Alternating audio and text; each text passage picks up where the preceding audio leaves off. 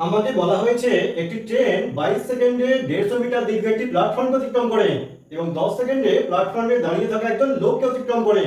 তাহলে ট্রেনটির গতিবেগ কত? শুরু করছি। 22 থেকে 10 বিয়োগ করলাম 12, অর্থাৎ ট্রেনটি 12 সেকেন্ডে যায় 150 মিটার। তাহলে 1 সেকেন্ডে যায় 150/12।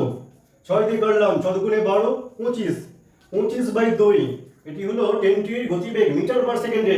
একে আমরা কিলোমিটার পার ঘন্টায় যাব। 18/5 দ্বারা গুণ করব। 2 9 দুগুণে 18, 5 5 25, 5 9 45, 45 কিমি পার ঘন্টা ট্রেনটির গতিবেগ। আমাদের বলা হয়েছে একটি ট্রেন 22 সেকেন্ডে 150 মিটার দীর্ঘ একটি প্ল্যাটফর্ম অতিক্রম করে এবং 10 সেকেন্ডে প্ল্যাটফর্মে দাঁড়িয়ে থাকা একজন লোককে অতিক্রম করে। তাহলে ট্রেনটির গতিবেগ কত? শুরু করছি। 22 থেকে 10 বিয়োগ করলাম 12, অর্থাৎ ট্রেনটি 12 সেকেন্ডে যায় 150 মিটার। তাহলে 1 সেকেন্ডে যায় 150